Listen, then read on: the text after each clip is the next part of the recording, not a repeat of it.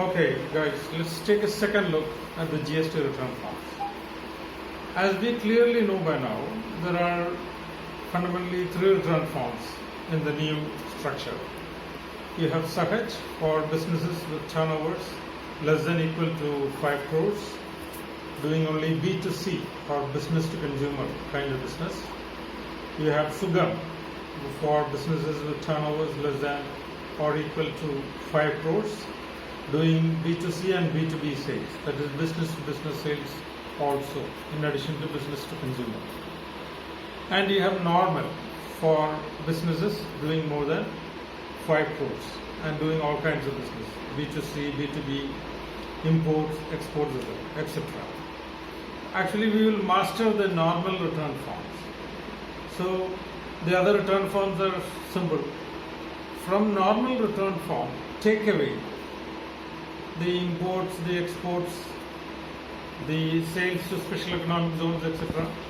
What you get is your Sugam. From Sugam, take away the B2B kind of tables. You get what is known as Sahaj. So when you master the normal return, the other return forms are simply easy, just a cakewalk, because from the normal return form you just take away some things and you get the other two. Okay? With that understanding, we'll move on to the slides, which our animation expert prepared, making all these return forms very simple. Okay. Slides, please. So we're going to start with Annexure 1, which is a sales report. So all you have to do is, as we have discussed already, just key in GST. Rest of the things, all the names, ARN, date of filing, etc., is automatically generated by the GST network going down. Then this is the structure of the table. Throughout this report, there is a structure. You have the GSTIN or UIN of the buyer, place of supply, that is in the state, within state, whatever. Document details, type, invoice or any other document, the number, the date, the value, harmonized system of nomenclature code, HSN code, which we have already discussed, the tax rate in percentage and taxable value. Same structure throughout. Okay, going down. Okay, so we start with the details of outward supplies or sales. So the first table structure we already know, going down. In this, the first part comprises of sales to unregistered persons, means this is B2C. So please note, when the sales is to unregistered persons, you don't have to give out invoice number, date, etc., because invoice here is not relevant. So when the sale is to unregistered persons, there is no cross-checking with the purchase details of the unregistered person. Okay. The second part is sales to registered persons. Please note, table structure is just the same as we have already seen, followed by exports with payment of tax, without payment of tax, supplies to special economic zones, with and without payment of tax, deemed exports, going down. Import of services, import of goods from special economic zones. Please note, you may be wondering why in the sales report imports are shown. Please note, imports are shown here primarily because when you import something, the tax is actually paid by you.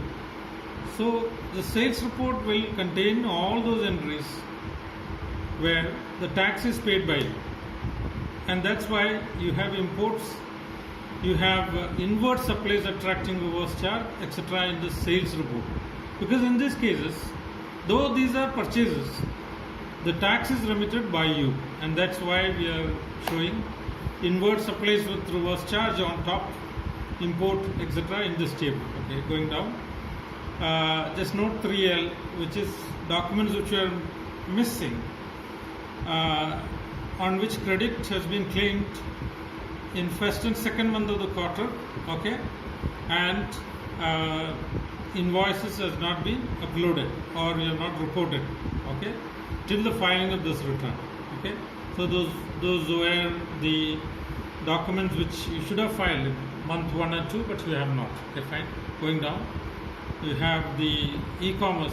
The only thing to note here is that when you do any sales through an e-commerce operator, the GSTIN number of the e-commerce operator is of deadly importance, okay, because in the new GST system, e-commerce operators are closely monitored. Going down, next slide please. This is the purchase report, okay, GST and annexure 2, okay, same thing on top, GSTIN you fill in, legal name, trade name, ARN, date of filing, etc. filled by the network. Going down, the table structure is exactly the same, okay.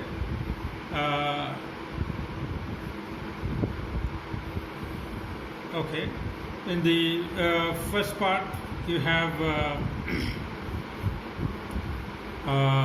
supplies received from registered persons, import of goods. Please note, import of goods and import of services would be reflected in both Annexure 1 and Annexure 2 because it's a purchase, it has to be shown in Annexure 2.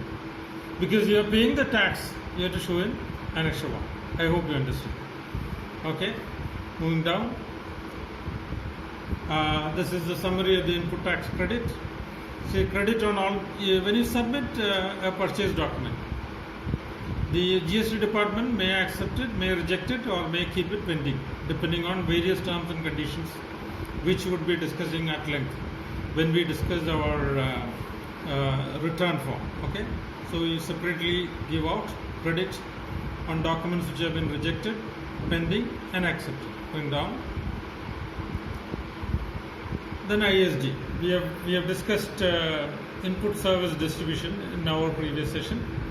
So if your head office has bought something for you and passed on to you, the GSTIN of the head office comes in the first column. Then the document through which the goods got transferred to you is in the second column, number, date, etc., and the amount of tax involved. Fine. Next. Moving on to the return form, the top is same. GSTIN you fill in, legal name, trade name, automated return number, etc. filled by the system. Going down. This is a tabular structure. You have serial number. This throughout this form, this is a structure. So that's why we are not repeating it. Serial number, type of supply, value, and tax. Going down. In the first table, you have details of sales. Okay, so all these details would come from Annexure 1, obviously. The sales details come from Annexure 1. Okay, only thing, so this is all automatically filled up. Only thing to be discussed is the user input. See, user input here is liabilities relating to the period prior to the introduction of this particular return form. See, if there is any old liability, before the onset of the present return structure or return forms, you have to report here. It has to be done manually. Next slide, please.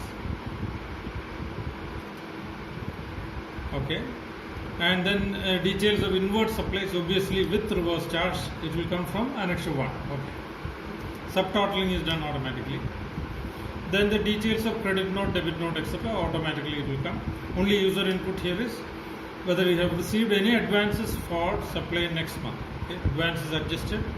And then finally in this, reduction in output tax liability on account of transition. If you have switched over from composition to normal levy, if any reduction in GST has happened, that is mentioned here, is the user input. Well, the rest of the form we will discuss in the next class. Thank you.